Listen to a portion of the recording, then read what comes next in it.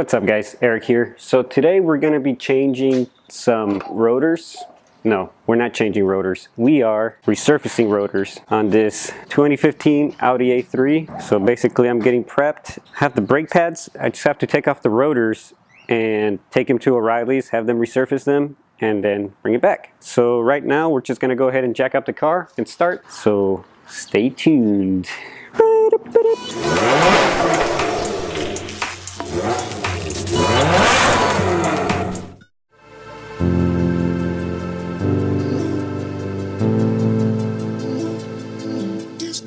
Okay, so it seems like it's a pretty basic deal. You have a bolt right here, and then a bolt right down here. Don't forget about this plug. I believe it goes to the brake pad itself. So let me get to it. That seems like it's a 12. We'll find out right now. I was close, but no cigar. It's a 13. And also, don't forget about this sucker right here. That should be a T30, so just know that. There's a backing nut right here. See that? This one right here. So you gotta hold it or else it's gonna spin on you.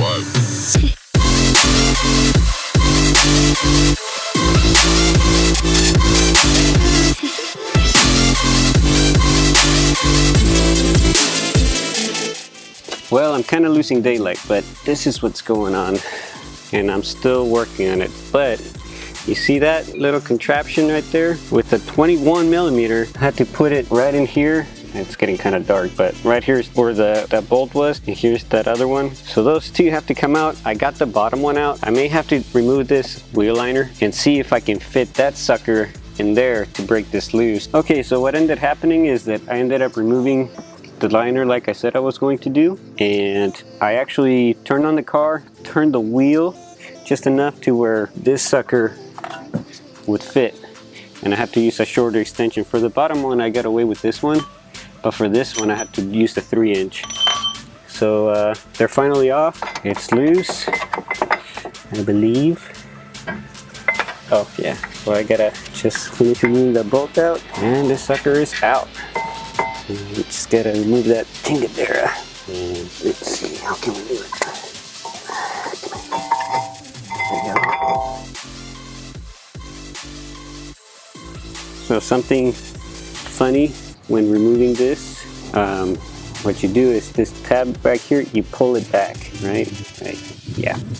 If you pull it back, you see it lift up. It's kind of hard to tell, but there it is. It's kind of getting stuck. Yep, just grab this thing. Dang, it's kind of dark, but you just pull it back. That's it. And that's it for this side. So I think, nope, we're still missing something. It may be because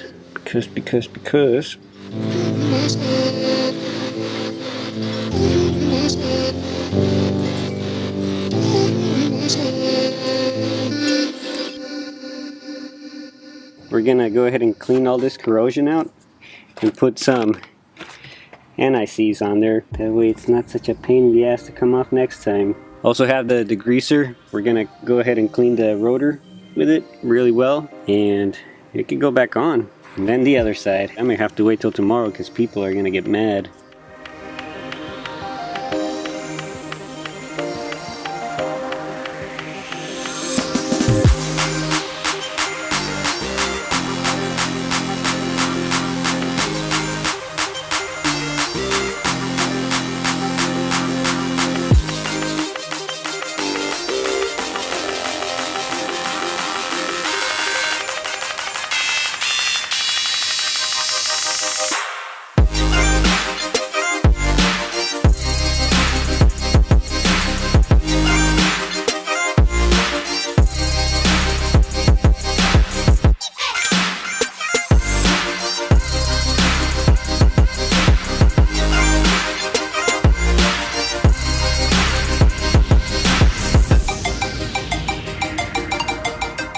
So as you just saw, I went ahead and installed the disc. Well, I went ahead and cleaned the disc, lubricated the faceplate, put the disc on, installed a torque screw, and now I'm gonna go ahead and put the backing plate back on. I was checking to see if bushing rods, whatever you want to call them, if they were lubricated. They seem fine to me, so I'm gonna leave them alone, right? Yeah, they seem fine. And besides, when I pulled them out, they were pretty lubricated, so it's not like I'm gonna change much anyways. Okay, what else? Time to put this backing plate back on the way you took it off. Just go ahead and align it and put your 2 big bolts. I believe they were, I forget, 21s I think, maybe. Anyways, that's what's next. After I do that, I have to go ahead and install the caliper, which is right there, and install the pads. Not necessarily in that order, but we'll see. Let me get to it.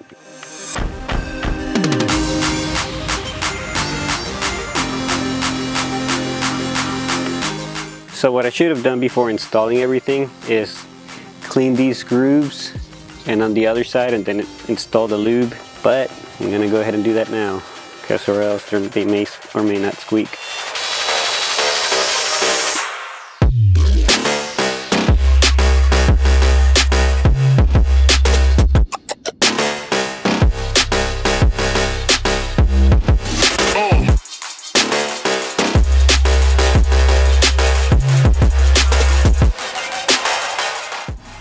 So now that it's set, I'm gonna go ahead and open the hood, open up the cap for the brake fluid. That way it can have the pressure released from up there, and that should be it. And that'll help us bring down the piston. So, I guess I've never looked at it myself, huh? There it is. So you just, where's my hand?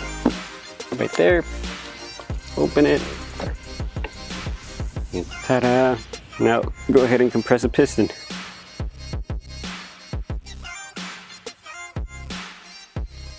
So as soon as you're done compressing it, don't wait. Just go ahead and put the cap back on the reservoir, because if you forget, that's gonna be a bad time. Alrighty, let's press on.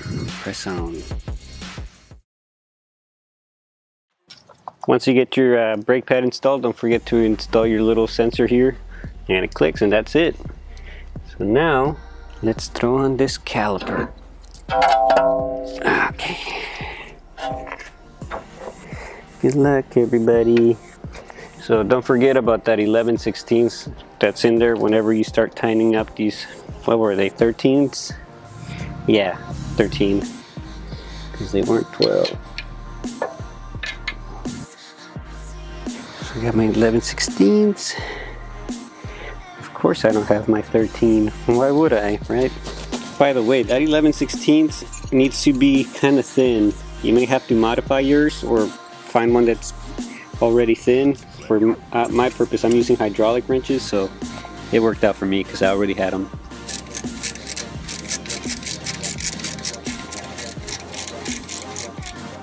And all I'm using here is just rubbing alcohol. If you ended up removing the wheel well liner, don't forget to install your screws back on. That should be it, guys. Just make sure everything's hooked up and go over it once more. Remember your little torque screw, your 2 bolt heads in the back, the 13s. You lubed up your pads. You went ahead and cleaned your rotor from all the grease that they come with, or the oil. Don't forget about your sensor, your splash guard, and that's it. Just slap on the wheel, call it a day.